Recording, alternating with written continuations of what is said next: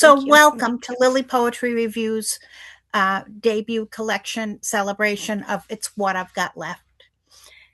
We're joined today by special guest Rebecca Kirk Connors, who will interview Lisa Allen.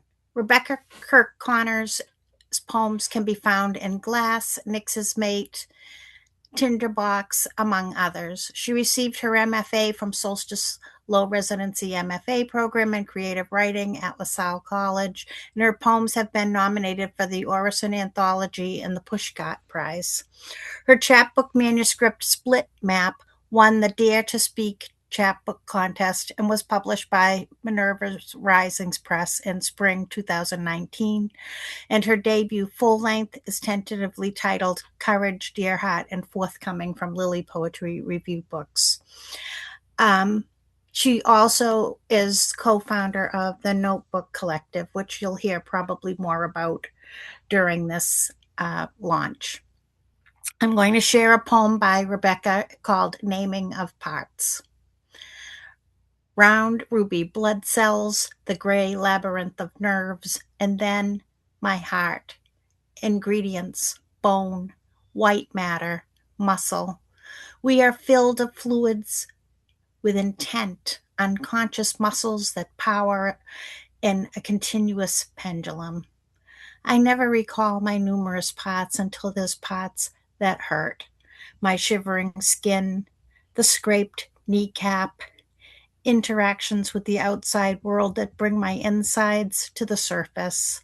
I have waited all day for the feeling to come back. Contusion, clavicle collapse, coagulation, platelets rise to my protection.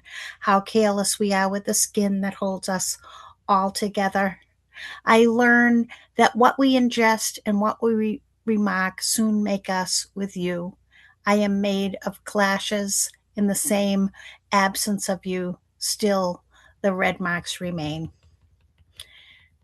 Lisa Allen, she, her, work can be found in Lily Poetry Review, December Magazine, Anti Heroin Chic, Beer Review, and Mom Egg Review, among others. She's received numerous Pushcart Prize and Best of the Net nominations and was a 2022 Best of the Net finalist for her poem Prolapse Etymology, published by South 85 Journal. Lisa also holds an MFA in creative nonfiction and an MFA in poetry, both from the Solstice Low Residency MFA Creative Writing Program, where she was a Michael Steinberg Fellow with poet Rebecca Connors. She co-founded and co-directs the online creative space, the Notebook Collective. Zvinia Orlowski says of Lisa's debut collection, "It's what I've got left, cuts through inheritance, womanhood, and survival with an attentiveness to what endures and bites, memory lodged in the body, belief revised but not erased, love that refuses to loosen its grip, and poems that braid lyric intensity with narrative pressure. These pages trace how harm and devotion spool forward and back across generations, testing what love will and will not allow. Prose poems such as Dear Third Board Child, I Promise I'm Trying, Love Mom, and the searing notes to my daughter as she prepares for her most public sexual assault unfold through instruction, footnote, and reckoning, holding rage and tenderness in the same breath. Elsewhere, moments of hard-won clarity flare unexpectedly.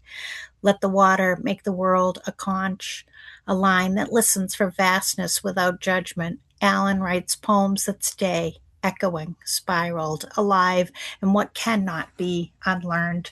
Welcome, Rebecca and Lisa, and welcome to all of you as we celebrate It's What I've Got Left. Thank you, Eileen. I'm going to check in with Becca and see if that ever made it to her. It did. Oh, yay. Okay, so I'm going to play this, or Becca's going to play it. And like I said, it's just photos of these women who have left their marks on me and on these pages in one way or another. So whenever you're ready.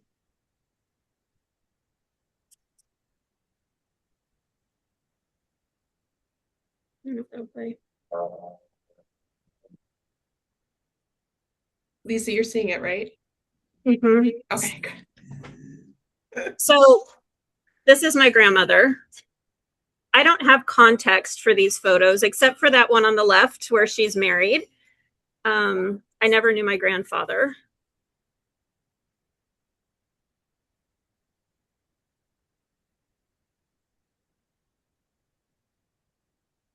I think this is Red Rocks. Um, Someone who has been there told me it looks kind of like how it does today, but I don't know if it was. This is her whole family. Uh, they lived in Catherine, Kansas, or Catherinestat, Kansas, which is where her family settled when they came over to the States. Her sister Mina is in that top left on the right, and my grandma's on the left. This is Mina. Mina took care of me from the time I was born until I went to, well, until I was 7 when she passed. And this is my mother.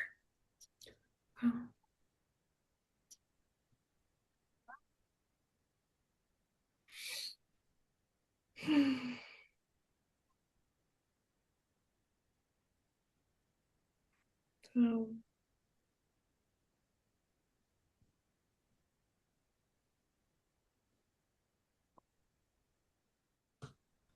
So that's, those are the photos that I have. I'm going to get teared up. So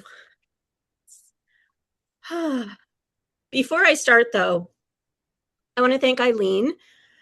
I don't know if everybody knows how much work and investment and time Eileen puts into her books, into her poets' books. And so I want to thank her for all of that and for putting this together today. I want to thank Becca for being here, for being my partner at the Notebooks Collective.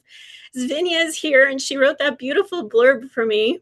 I want to thank her for that. And also Melissa Fite Johnson and Randall Horton, who wrote the other blurbs. They took their time to write something really beautiful for my book. And all of you for being here, because I don't know how it is in other places, but it is finally a really nice, not rainy, not muggy day in Kansas. And I know that those of you who are here in my area could be out doing other things, and you're here for an hour. So thank you for being here. I'm going to start with a tiny bit of preamble before I read some poems. And that preamble is kind of an explanation of sorts.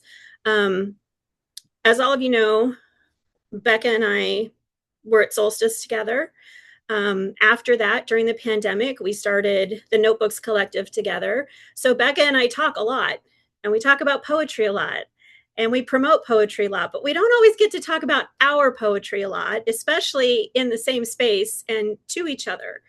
And so as we were trying to decide kind of what direction we would take this, we realized that our work is very different, but our work also kind of lands on some of the same themes and kind of core,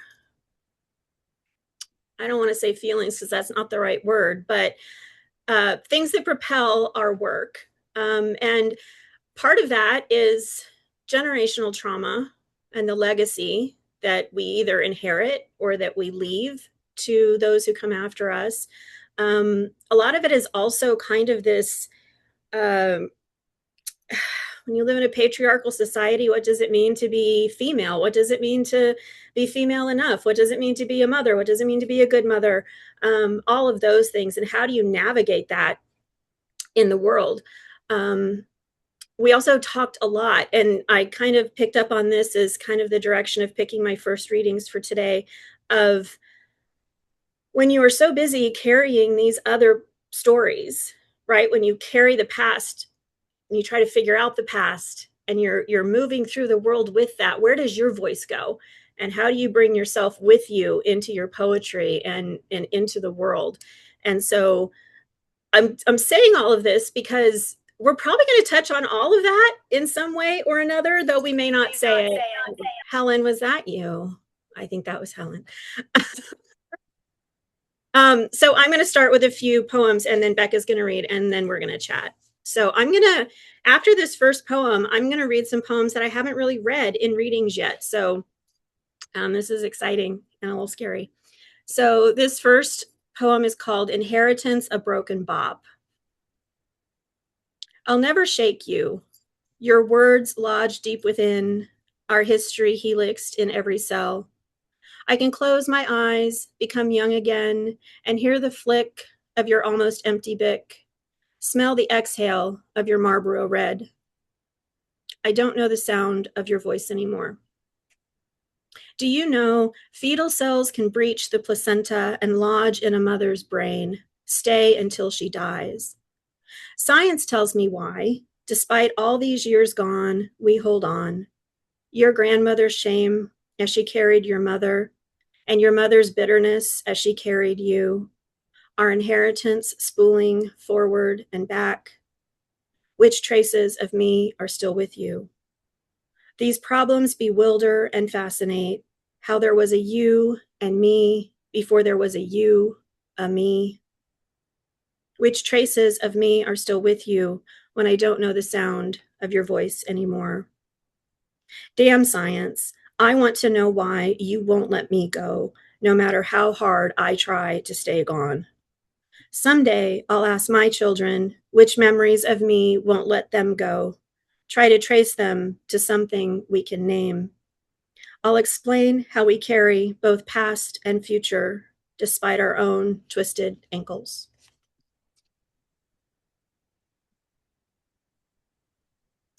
So this one is a prose poem. It's in the down of the house of the man on the stoop. I am 5, maybe 8, spend my days at grandma's house, the house that is her daughter's house, the house her daughter lived in with her husband and kids, my cousins, the house filled with Cool Whip containers and unsure mountains of fat quarter fabric squares.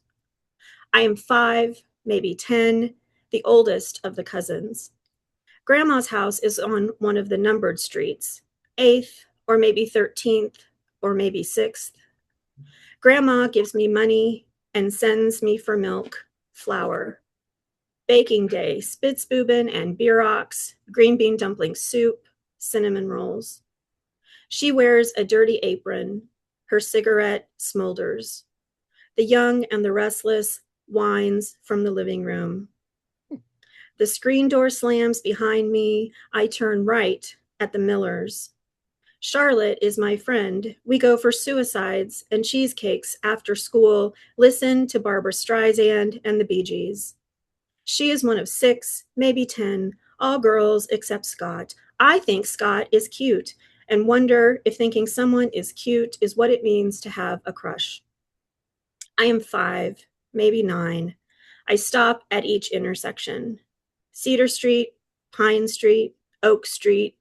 Look both ways before crossing. The man is there, sitting in the sun on his stoop on Fort Street, the only street that isn't a tree street. Whittling. I know that word, whittling, because the last time the man told me it's another thing he does with his knife, said it's how I shape my wood. I know this word, whittling, because it's the only word that makes the man on the stoop smile, the only word of all his words that shows me his yellow teeth. I am 5, maybe more. The steps of the stoop number that many. I count them as we go. The steps at Grandma's house go up. The steps at Charlotte's house go up. The steps of the man's house go down. Is that where I lose the money Grandma gave me? Is that where I...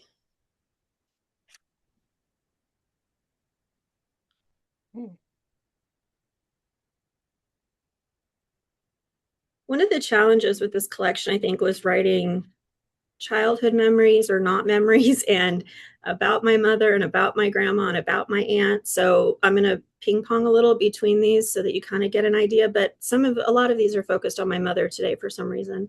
And this one is bragging rights. I didn't think to write you down. Now, when I look for clues, I return to the same old stories. Your Marlboro Reds and Mountain Dew. You remember this one, don't you, about when you volunteered as my Girl Scout leader?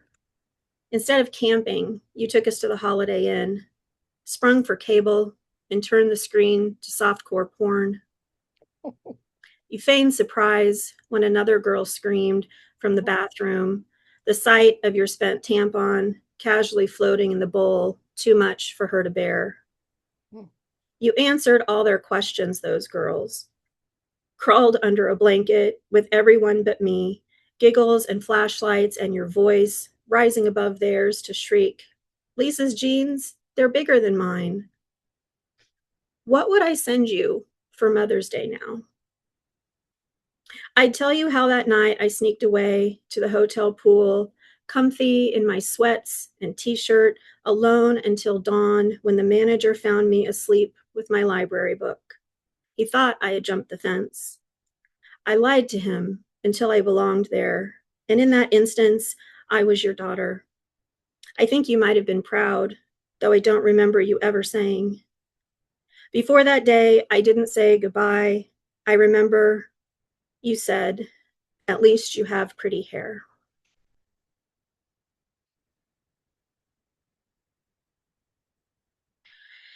This is You Turned 69 this April. Astrology.com tells me you can get along with at least someone. Your birthstone is the diamond, your flower, the sweet pea. On your birthday, the year I was born, Wikipedia is devoid of an on this day entry. Ancestry says you were 18 that year. I always thought younger. Facebook says I'm right, unless you lied there too. I guess it doesn't matter anymore, does it, Mom? What matters is that I look for you in strange places, bars, bathrooms, kayaking on the Mekong River, buying cafe con leche in Washington Heights, browsing the library's romance section. Why can't truthfinder.com tell me what gnawed at your core? Does LinkedIn know what you're proud of? Maybe Social Catfish can explain what turned you mean. Know this, I don't want you back. I write you as the villain. I cannot stop, cannot.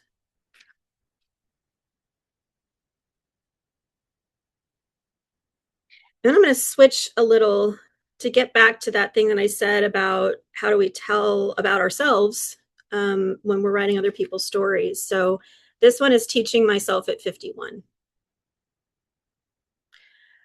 The women who raised me were plain, devout, called whores if they rouged their cheeks or wore sassy pumps or failed to smile when poked. They carried babies, mortgages, their men, precious porcelains. Little, I watched them garden, pinch my nose when they worked manure into the soil, their hands thick and sticky with stink. I see it in the beds they tended, tulips and lilies and daffodils, body and flamboyant, perfect rows kissing their brick homes. Now I am teaching myself to grow things. The rose bush I water with manure tea every spring produces one glorious flower, its ruffles Lady Danger red, its center white wedding dress. Quiet mornings, I plant my knees in the still wet ground, watch her solitary stem sway in the Kansas wind. I like knowing she'll rebloom, blind to everything but her own fire and ice, eagerly alive in the tick seed sunrise, until her last shriveled petals slip away, unashamed by who sees her spent and strewn atop this still solid ground.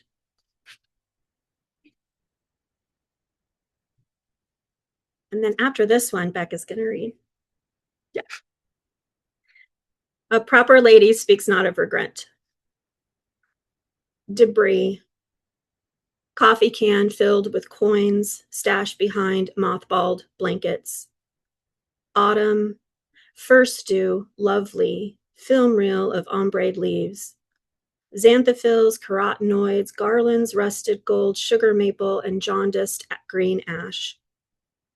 Candles labeled pumpkin spice and feels like home. A credit card in maiden name, unbooked plane tickets, itinerary penned in disappearing ink. Golden hour. Equinox, settle in, moonshine spike cider, and memory. chlorophyll, sour wood blaze, blankets of patchwork praise. Fall, littered leaves from the storm drains, drippy. Daylight savings time, each room fluorescent glare. Broken broomstick through that front porch crack, remind the possum and her babies this is not their home. Metal, grocery money, rounded up. Papers after bedtime stories. Notes scribbled standing in line. Sundown. Harvest, almost ruined fruit, lava, cool, pop seal, gemstone jars, friends for coffee, cookies. The friend who says, the leaves are so much colorful this year. Winter, what's left, scraped from under the steps, bagged double knot tight, tossed to the curb. Strangers carry what remains. Pocket lint, molded bread made toast, oxen, nosedive, tumble, gone. This is Blue Hour.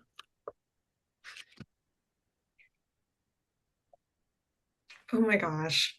I could just listen and listen and listen. I need like just a second to kind of like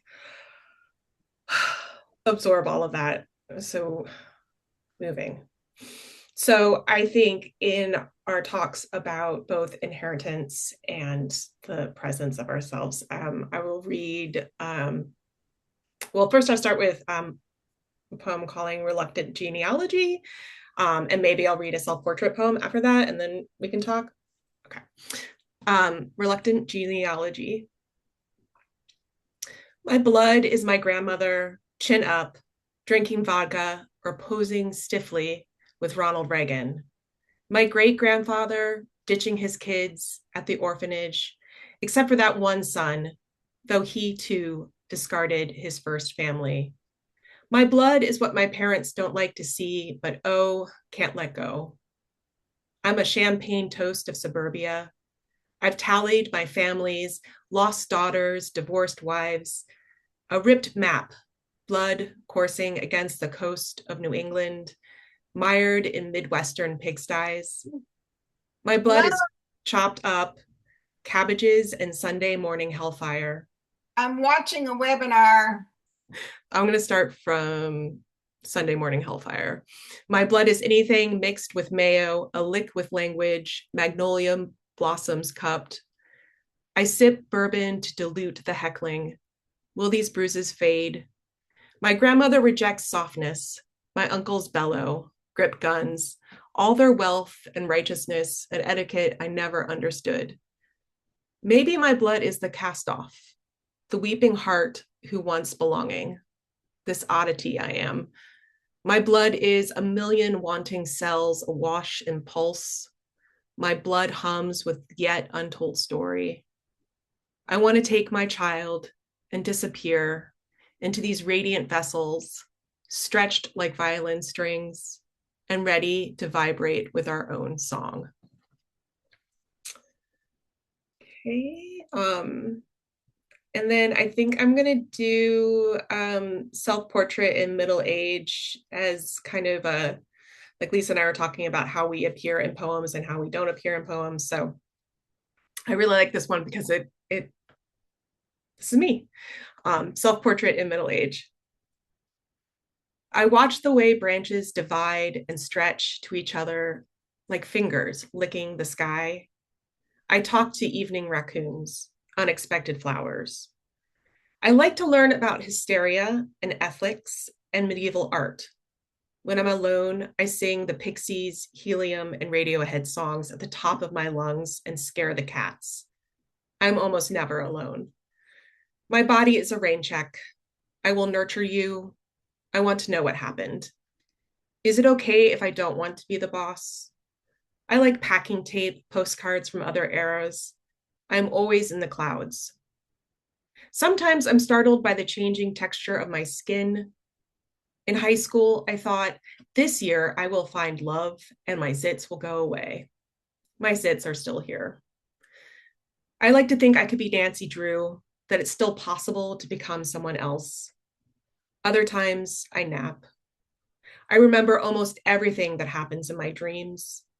I like how my cat's toes stretch and separate and then return to puffs of white. I wonder when I became seen as an adult, when I still feel so gangly. I like it when the words come out of my mouth like ballet dancers instead of like penguins. Even when the world is caving in, I love TV nights wrapped up with my child, her foot squished under my thigh. I love when she squeals and clings to my arm because, oh, mom, look, it's happened. She's in love. Do you want me to read one more or do you want to start talking? I'm happy to do either. I think you should read one more and then we can talk. Oh, okay. Well, let me see, what would you like? I think I'm gonna read I think I'm gonna read Blessed Are Those Who Cry Silver I love that one. After Midnight. Okay. Yeah. Blessed are those who cry silver after midnight. Take that bag, that 20 pounds of nightmare, and empty it under the cover of night, while beetles and bats cling to hair or imaginary numbers. Release octaves of hoarded photos, borrowed t-shirts, love letters with abandoned addresses. What happened before is irretrievable.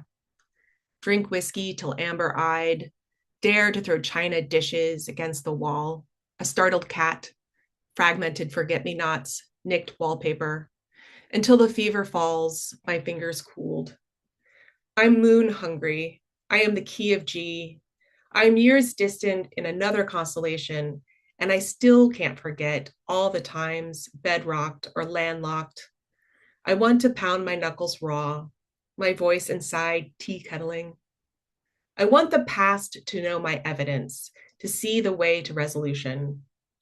Tenacious like a city raccoon, chittering underneath an open window and scrambling through mistakes. How can I accept all my bents and burdens? Drink up honeysuckle, rest my head against the world, parched grass, nightbirds, the delicate scream of dogwood petals. Thank you, Lisa. I feel really lucky because I get to see some of these poems before they're out in the world. And that's such a privilege. I don't think I realized though before how often raccoons are in your poem. Yeah, I noticed that too. I was like, I really like raccoons. I think there's something so I don't know, like I said, tenacious and lovely. No, magnolia blossoms and raccoons, I think, are two things that I stick with. And I know that there's definitely signifiers in, in your book. I'm thinking your mom is Marlboro Reds, a big lighter, Mountain Dew. Mountain Dew. Yeah. Iced tea. Yeah, it's interesting, right? How those, and I think it has something to do with, Melissa and I talked about this a little in our Notebooks Collective event.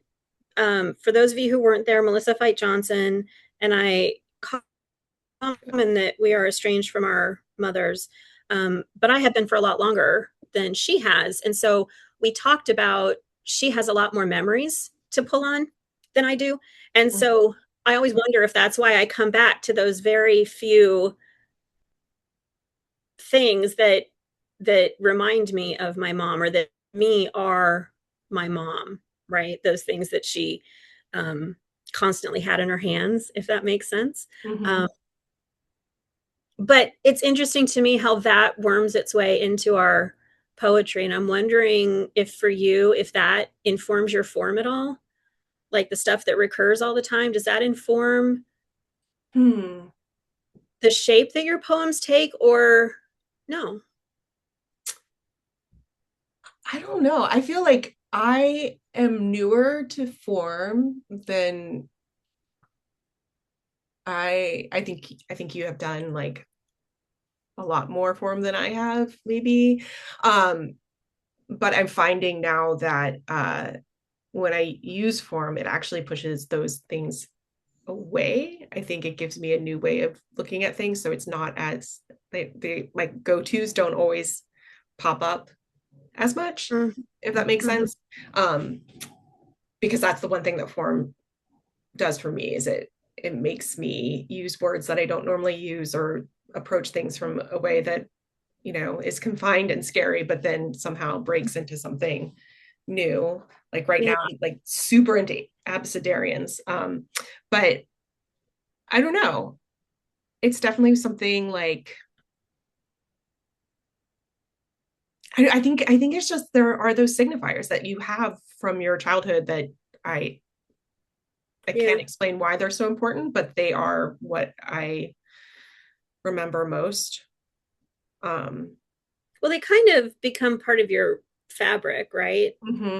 The part of what makes your story, and whether or not that's a shared connection with other people from your era or area, or if it's something that makes your story uniquely yours, right? Yeah. So can you talk to me a little bit about we were talking a lot about inheritance and what we bring and carry. And I think that was something that we talked a little bit about, how these I call them tossed words, like things that are said to us or things that happen that suddenly like we just have to take on. So I'm just curious, like what are the things you feel like you had to like hold on to, or I don't know if that's making sense. I want to touch back on form though, because I want to say that I resonate with what you say, that form makes you think of other ways to write, but it also helps me in a way to get out of my own limitation of what I tell myself the story is. Because there's this, okay, so I'm a Noah Kahan fan and he has a new album out, and there's this new song that I can't playing, and it's basically like, if you're not here, I can tell myself whatever story I want to tell myself, right? There's no one here to be my check and balance system on that. And so I think maybe form, like for a long time I was writing a sonnet every morning because I took a Lily workshop with Megan Sterling. I think Megan was her first, Megan Sterling. And she said that she starts every day by writing a sonnet. And I was like, well, I could do that. So for a long time, I wrote what I called shitty sonnets every morning. And some of those are in the book. Hopefully not shitty anymore. They wouldn't be in the book. Eileen wouldn't let that happen. But they turned into things, right? So you get something on the page and it turns into something else. But that first poem that I read, the bop, and the title is A Broken Bop, like I had written that poem. If you were to look inside my journals, you would see that I wrote, and I think Svinia knows this, I wrote and I wrote and I wrote and I wrote all these different iterations of this core thing, right? Of this idea of passing this stuff that we don't know that we're carrying back and forth between generations. And I couldn't get it down the way that I wanted to get it down. And I went online, I think it was poets.org maybe, and I just started looking at forms and I just started trying to write it in all of these different forms. And the bop was something that helped the most and helped me get it into something that might make sense or might with someone else. But Eileen had the brilliant idea of calling it a broken bop because I broke the structure, right? It's a specific structure with specific stanza lengths, and I broke it. And I thought that was really interesting because you can find a form, but then you can make it your own form, right? And that was really helpful to me as I feel like a fairly newish poet trying to figure out what I'm writing. But to the idea of legacy, I go back to that idea again that I just said, where I worry sometimes I carry my grandmother, I carry my great aunt, I carry my mother, I carry these people that I didn't know who came before them. And I worry sometimes that I'm not really carrying them, right? And part of the reason I wanted to, and I don't think that I've even got there in this book yet, maybe it's another book. Part of the reason I wanted to write about my grandmother and my aunt in particular is because I only knew them as my grandmother, my aunt. Like, I have a poem in this book titled Who Loved You, Mina? Because she was a spinster. Never, I don't know anything about her life. I don't know what kind of movies she liked. I don't know how she took her coffee. I don't know what made her tick. All I know is that she was kind to me and took care of me. And as I get older, I start to really want to understand them, not just as who they were to me at that time in my life, but who they were as women and how they moved through the world. Like, I look at those pictures of my grandma, and she looks like she was really interesting. She looks like she was sassy and she was fun. And I don't remember that, right? Because the person I knew had raised 5 kids all on her own and was helping raise her grandkids and was always babysitting for grandkids. And even when I was coming up, was still working 2, 3 jobs. She stood in the back of a fried chicken restaurant all week on the hard concrete floor and butchered chickens for a living. Like, and then she went and she cleaned offices and she did all these other things, right, to make money.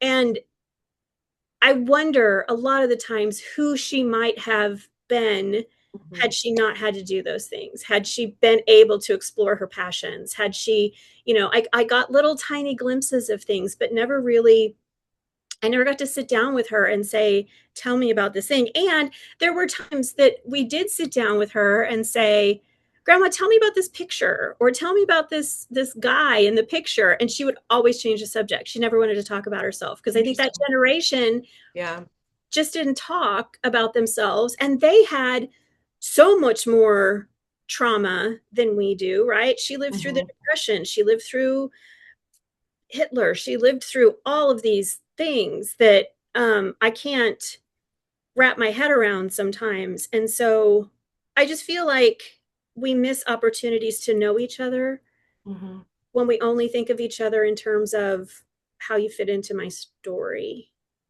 I don't know if that answers the question at all.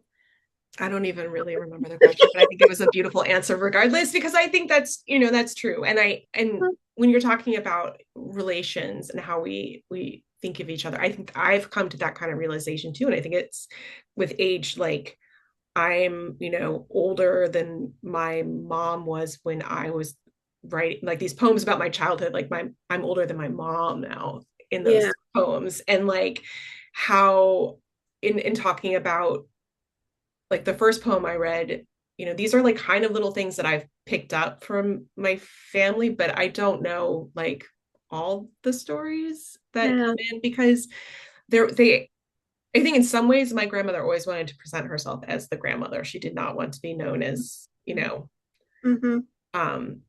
was like this shield almost of like, this is our role. This is how we interact. Like, that. But I do now, my grandmother's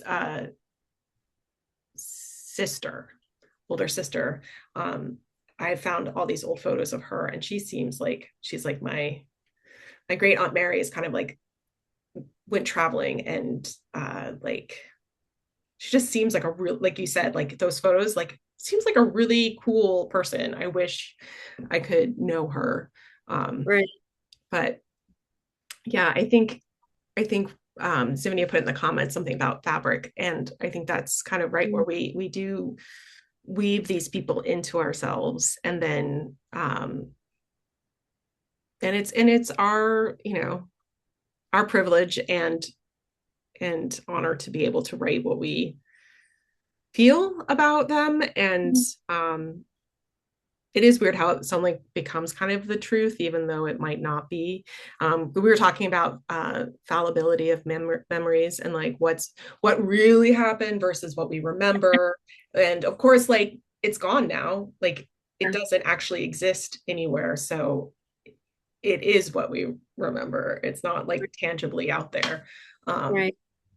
but I think that's why I love that poem of the house with the man on the stoop, is because of the age is like unclear, the timing's unclear, like, but it is like still so crisp in a way, like the specific. You know, we talked a little bit about how I think, I don't want to put words in your mouth, but we both kind of feel like the harder, more painful memories stand out more to us than the happy, joyful times. And I thought about that a lot as I was writing this, like the fallibility of memory. Am I only picking out the things that cast someone else as a villain? That, you know, am I taking enough responsibility for my part in everything? And so, you know, I tried to do that in poems, and sometimes, you know, I worry about that confessional I in a poem.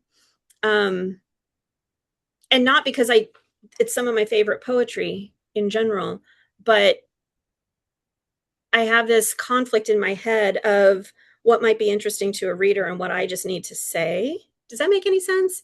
And so trying to balance that out. Like, I'm thinking about okay, here's an example. I haven't talked to my mother since I was 16, right? That's part of what makes this book this book. And the last poem, and not the last poem. No, it's not the last poem. Toward the end, there's a poem called Smirk that I need to take responsibility for the fact that I have not reached out again, right? That I have become mean in not maybe the same way that she was, but maybe to her I have been. Does that make sense? Because her perspective might be different than mine. So trying to take on that, maybe allow for the possibility that there are realities other than mine, that there are perspectives other than mine, and they may not agree, but they can coexist.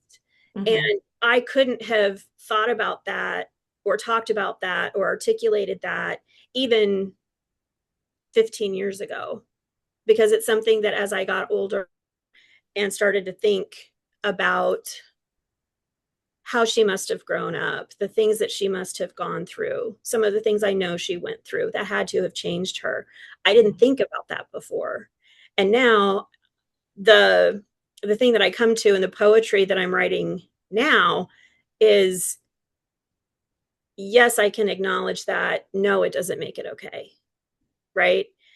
That kind of complication, which is what I find so interesting in other people's poetry, that I hope translates into what I get on the page. Does that make sense? Yeah. Yeah. That we're complicated, and like there is, like, I think when you're talking about your mother, like, as the villain, I mean, for a child, yes, like, it's quite clear that, like, you're not, when you're like a child, you're not going to sit there and say, like, well, my mom probably had a really hard time growing up. Like, you're going to experience it in that first, and then, but to like give it context now, like, it does complicate things. But I think in my like fierceness, I'm like, but yeah, it doesn't make it okay. And no, it little doesn't. Lisa, like, deserves so much better. Doesn't make it okay. I'm really looking at the time, and I can't believe we only have 10 minutes left. We didn't talk about it at the beginning, but we could maybe, for like 5 minutes, if anybody has questions, we could do that, and then maybe finish out with some poems, if that sounds good. So does anybody have any questions they would like to ask? Okay, let me check the chat. And if not, we'll just keep talking and reading poems. That's fine too. Wow. It's Vinny, I think. I'm amazed in both your works how it just flows. but it's never vague. I mean, maybe the source is unclear to you, but there's all this precision, but yet this feeling of great flow. And at least I remember with working with you some of the revision practice. But I guess my question is, how do you revise? Because it feels like these poems, would resist revision, because once they get tapped into, do you just feel the tap has runneth over, or do you give it a couple of days and see it fresh? Or I'm just curious process. Thank you for that question. So I write in these. I bought a whole bunch of them at Costco years ago. And when they run out, I'm going to cry because they don't sell them anymore. And it's so with revision, I will write something, and then as I revise, whether it's on my own or because I take it to a group, I try to put it away. Yeah. I try to put it away. I call it my drawer. It has to go into the drawer. And I can't look at it for a while, because if I keep coming back to it too early, I don't see anything differently. So that's one way that I revise, is I try to put it away for a while. The other way is I do that thing with form where not a lot of my poems end up in a form, but I try to write poems in different forms so that I can get more repetition or less repetition, or a different syllable count or something different to try to shake something loose.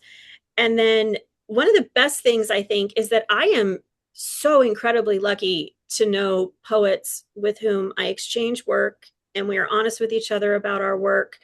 And sometimes those poets will say, I remember reading this before, but there was something else in it, and I don't remember what it was. Or I remember that you had this, but I don't remember what it was. And send me what you had before so that I can look. And I think, Zvinia, you did it to me once too, where you had me send, it was the poem that ended up, it's toward the end of the book, the Mary, do you see my child in all their heavenly splendor? That went through so many iterations. You had me send you all of them so that you could see how it started and how it continued to move. So it's almost like if I had a room that had blank walls, I would put all of the different versions up and see how they move and mark one from the other. But right now I do it in here. Yeah. And I'll get started in here. Yeah. Wow. Yeah, I think that I'm like a copy and paster. So like I'll write and I'll like work on something, and then I'll copy it whole and paste it again, and maybe like chop it apart, and then copy that and paste it, and maybe take something. So it's just like it's either like each page is a little bit more refined, or it's a little more disjointed and destroyed, but like I have to keep everything so that, like Lisa says, you can go back and say, like, because I do have the tendency sometimes to like kill the poem, like edit it too much or beat it too much.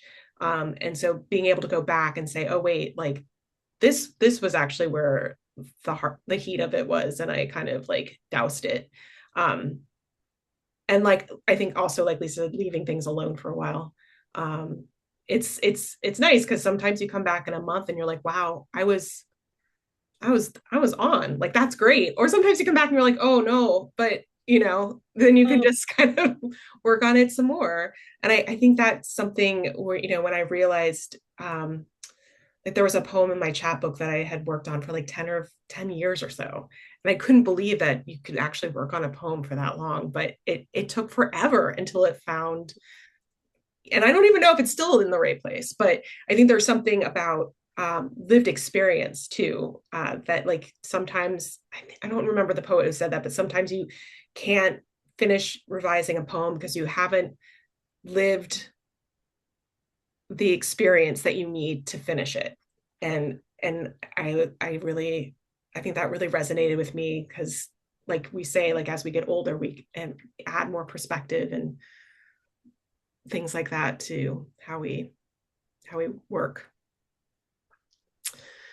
Um, we're getting up on ending so fast. Would you read Such Vulnerability is Vulgar? Sure. I would love to. Thank you. I was going to ask you to read your joyful poem. I will. Okay, because I think Maybe that's two if we have time. okay. Then I'll Yeah. get going. Where is it? Where is it? Where is it? Okay, here it goes. Such vulnerability is vulgar. In college, I am endless ringing. Please call me back. Voicemails. What did I know of caller ID? Red cheeked 60 star 69. What did I know of the danger of inserting myself into the pack? After so much wanting, I am easy pickings. At the bars, one kiss at the end of the night, I would pity me now, would want to go back and disconnect the phone, but it's too late to stop me. Persistent as sap, determined that this time with this person it will work. Like that one night, he and I were drunk on newfound interest, and then I wake up in his bed to PJ Harvey screaming on the stereo. He storms around the room saying he feels my walls closing in on him. How can he be sure? Maybe he knew what he was in for, from the scent of my skin, from how I fit just right, from how I stare too brightly for any beginning. Thank you. Lisa, I'm so excited to hear your last two poems. I love that poem. I thought I would read Smirk since I referenced it earlier. And then I'm going to end with a different one. So Smirk is after Marie Howe. Blame my mother's body, her slick, lying tongue, every word a jab, sport she learned from her mother, bourbon drunk and mean. Blame my mother's cold discontent. From her, I learned to clock a man's gaze, to rate women's bodies 1 through 10. Blame my mother's body, her quick and perfect smirk. She blamed her mother, her father, my father. How can I blame my mother's body, that open, reliable bruise? So what if I was her ticket out? So what if she asked for the shot to dry her milk, if she pawned us off on anyone willing? So what if she became her mother, not bourbon drunk, but mean? And look at me, mean as I want to be, blaming my mother's body, my every word a jab.